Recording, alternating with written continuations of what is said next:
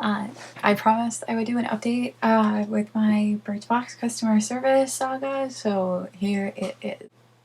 Wanted to see what would happen if I voiced the discourse that I've heard, felt myself, and also seen my fellow YouTubers explain, which is like, why does my box pale in comparison to that of the other boxes?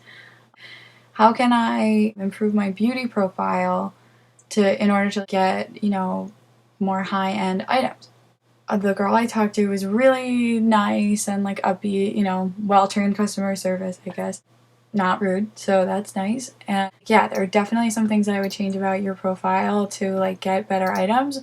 Her recommendations included two aspects of my profile. One is income and the other is my style preferences. And I think I'll do them in reverse order. Sorry, style preferences first. So previously I had all 4 beauty styles selected: adventurous, classic, trendy, and low maintenance, because I don't even know really like what those are as beauty styles. I'm like, yeah, sure, I like all of them.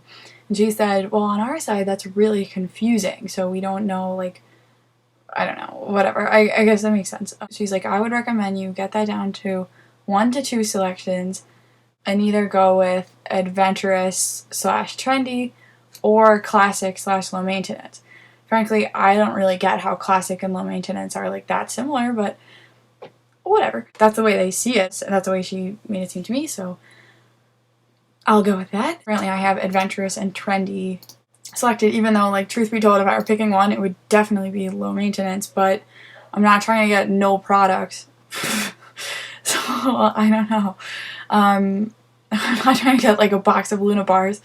Like, enjoy your hike, girlfriend. Like, here's no cosmetics because you're so low maintenance. Like, no.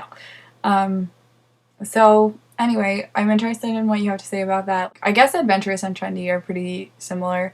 She recommended those for me because my splurge item was nail polish. And then that brings me to the second thing that she suggested I change, because I did not have income selected because I don't like to share that information with anybody.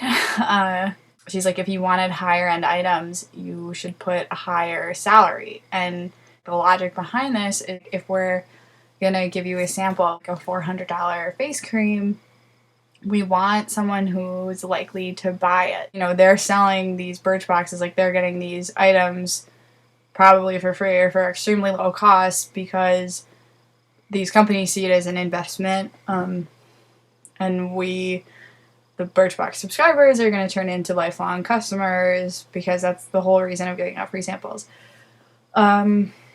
So back to that, like, she said if you only make $20,000 a year, then it's very unlikely that you're going to be able, she said you'll never be able to afford a $400 face cream.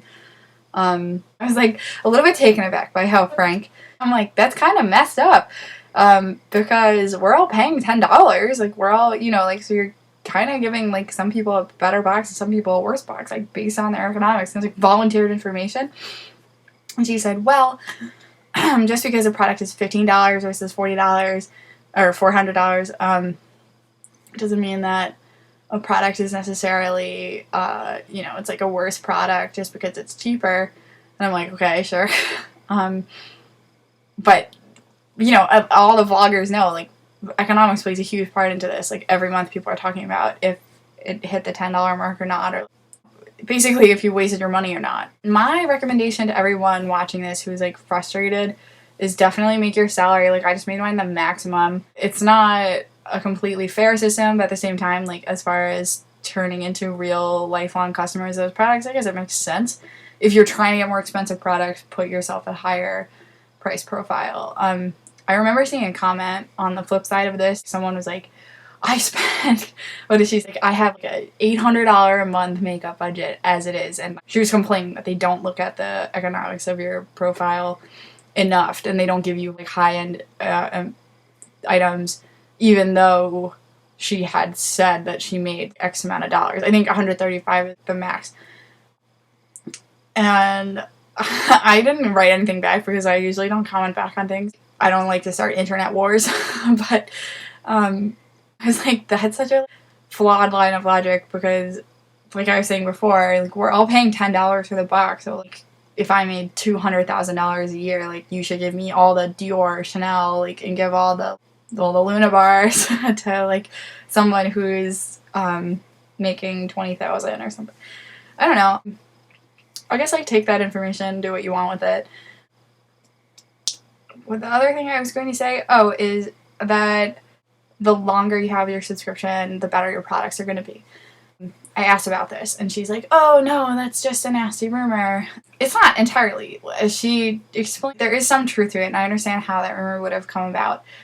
The truth to it, you get those items, she said, will either never be repeated, or those brands, they don't like to give you the same brands over and over again. Then her example was, if you got in Jouet the last 5 boxes in a row, we won't give you Jouet again. So there is no never happen again. If you can get it 5 times in a row, they'll avoid giving it to you in the future.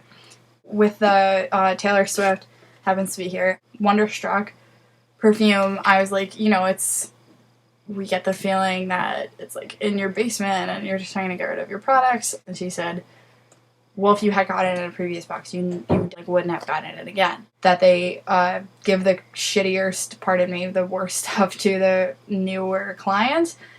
That would not be sensible as a business plan, but like there is kind of, you're not going to get repeated items. So if there is crap like this, you won't get it a second time. I'm being so blunt, sorry. She's like, we're a new company and customer service is important to us.